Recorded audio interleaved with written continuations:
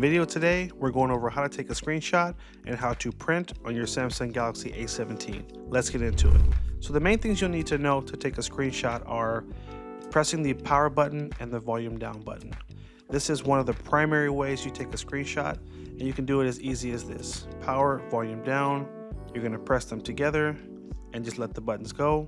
You'll see the screen flash, and then you'll see a pop-up show up in the bottom left corner, and you have to tap on that pop-up quickly, because if it goes away, then you have to basically take another one. So power, volume down, press same time, it'll flash, tap on that pop-up, and then you can basically open that in your gallery. So tap on gallery, tap on just once, and now I can see that screenshot that I just took, and then I can edit it if I like.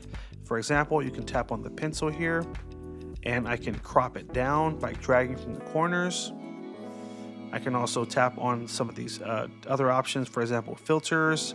I can also change the brightness, or I can even take the pencil and I can circle or draw an arrow on something specific on the screen like that. So you have all these different options to edit the screenshot after you've taken it. When you're done, you're gonna tap on the save button in the upper right corner, and that will save the screenshot for you. Now, that's one way to take a screenshot. The other way to do it is with your palm. This way is a little tricky. What you're gonna do, take your hand and swipe left to right across the screen, and that will take the screenshot like this. You'll see the screen flash, same pop-up, and let's show you one more time so you can see it again. Take your palm, swipe left to right, and it will flash and take a screenshot. That one may not work that last time. Let's try it again. There we go. Okay, so after you take your screenshot, here's how to find it, and then here's how to print it.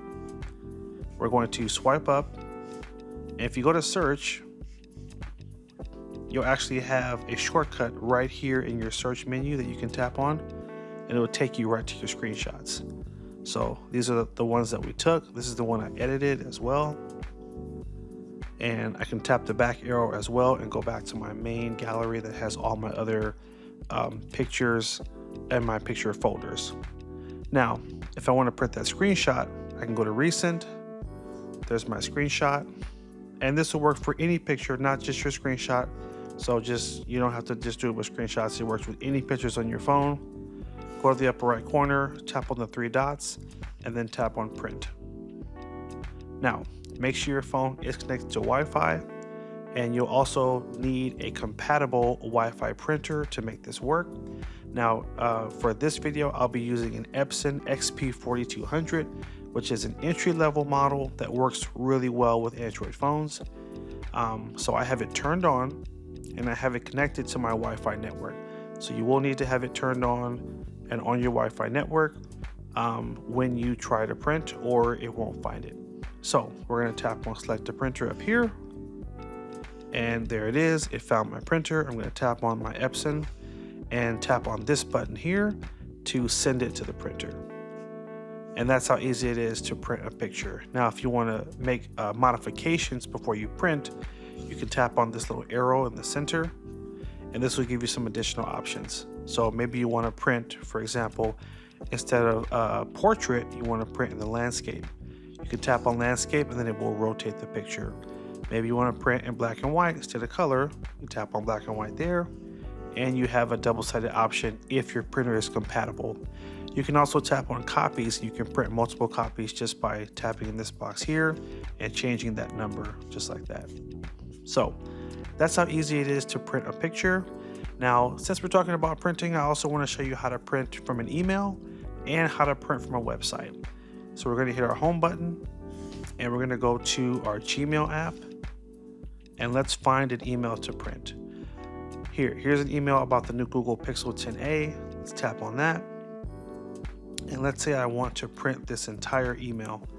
Upper right corner, tap on the three dots and come down to print, and it will take us to our printer.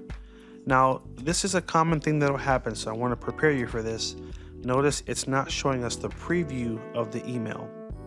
And what's happening is it's trying to load it because the email is multiple pages. Here's a trick to get it to load the pages faster. Tap on select a printer, and go to Save as PDF. And for some reason, when you go to Save as PDF, it'll load the email super fast. And as you can see here, this email is actually 9 pages. At the bottom of each page, it'll show you 1 of 9, 5 of 9, 9 of 9. And if you don't want to print the entire email, you can uncheck some of the pages as well, and this will cut down on what gets printed. Now, don't forget, you do need to come to the top and hit Save as PDF, tap on the drop down and go back to your printer. And now you're ready to print just by tapping on that print button right there. So that's how easy it is to print an email.